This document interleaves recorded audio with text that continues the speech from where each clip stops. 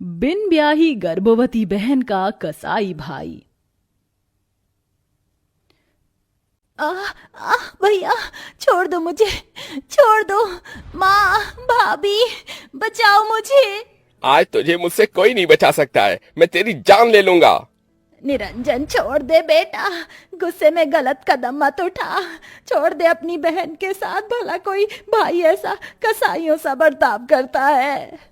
लेकिन निरंजन को अपने गुस्से में न तो कुछ दिखाई दे रहा था और न ही सुनाई दे रहा था। जहां बहनें भाइयों के दिल का टुकड़ा होती हैं और भाई तो बहन की हिफाजत के लिए होते हैं, फिर आखिर क्या कारण है जो एक भाई का बर्ताव अपनी बहन के लिए कसाई के जैसा है। निरंजन अपनी बहन के बालों को नोचते हुए उसको आंगन में ले आया और अपनी तलवार निकाल ली। आज मैं तुझे जिंदा नहीं छोड़ूंगा। इसीलिए मैं नहीं चाहता था कि इस खानदान में कोई लड़की पैदा हो, क्योंकि बेटियां सिर्फ और सिर्फ परिवार की इज्जत डुबोती हैं, और तूने तो हमारी नाक कटवा दी, कहीं का नहीं छोड़ा हमें। अपने कसाई भाई का पल पल बढ़ रहे गुस्से को देखकर पद्मा हर पल और लम्हे को खुद में ही कोस रही थी। काश, काश कि मैंने वो गलती नहीं की होती। सुभद्रा, सुभद्रा, रोटी ला कर दो। जी लाई। पद्मा, पद्मा जा अपने भैया को रोटी दिया। मैं नहीं नहीं भाभी, आप मुझे कोई और काम दे दो, लेकिन मौत के मुंह में मत भेजो प्लीज। भैया को रोटी आप दे आओ। पद्मा, तू ना पहली ऐसी बहन है जो अपने भाई से इतना डरती है, जैसे कि निरंजन तुझे कच्चा ही खा जाएंगे। ठाकुरों के परिवार में जन्मी पद्मा इकलौती लड़की है। घर में दर्जनों नौकर चाकर हैं।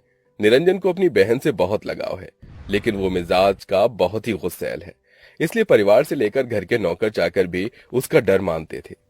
आज क्या पहनूं, कुछ भी समझ नहीं आ रहा। ये गुलाबी वाला सूट पहनती हूँ। पद्मा शीशे के आगे गुनगुनाते हुए तैयार होने लगती है। मेरी बिंदिया तेरी निंदिया ना चुरा ले तो कहना, मेरा काजल तुझको पागल ना बना दे तो कहना।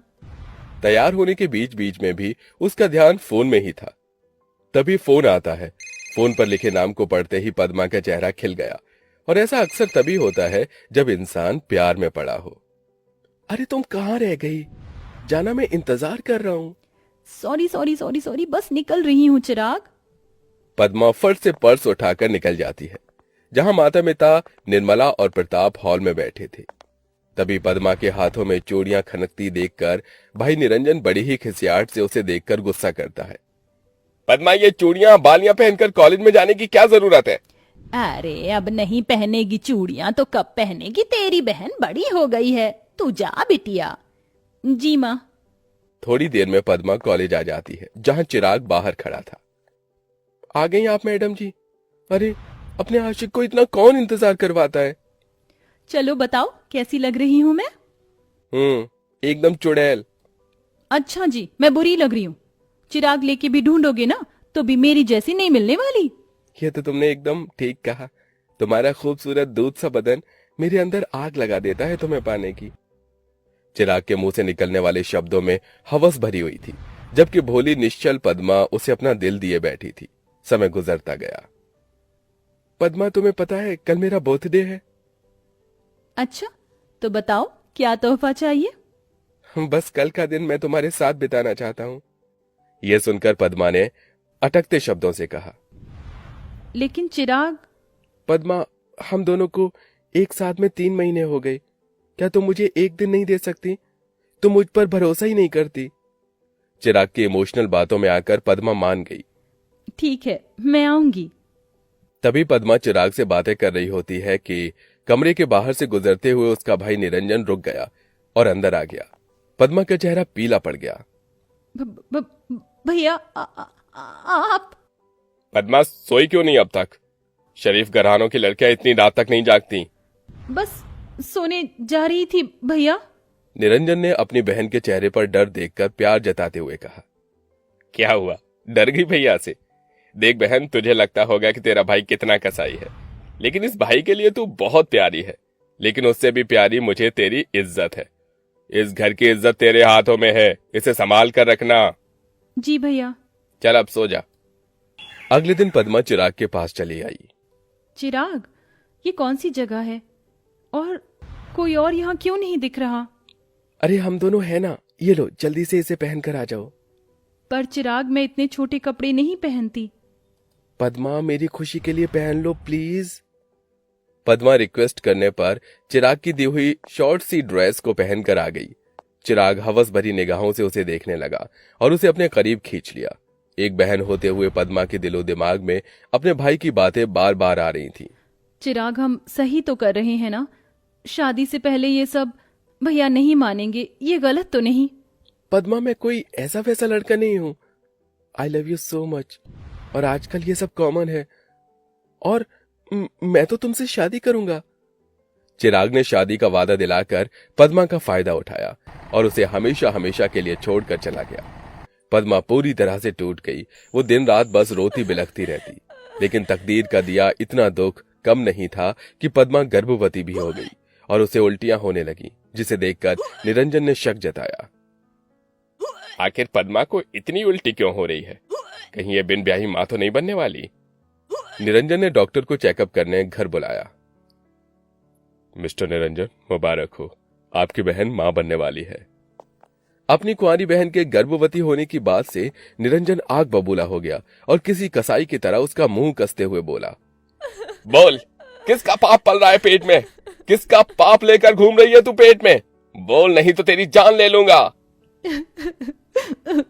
मेरा बच्चा पाप नहीं है, मेरे प्यार की निशानी है। ये सुनकर निरंजन बौखलाकर अपनी गर्भवती बहन का गला घोटने लगता है। हाजी छोड़ो, ये क्या कसाईपना कर रहे हो? उसकी हालत तो देखो, बहन है वो तुम्हारी।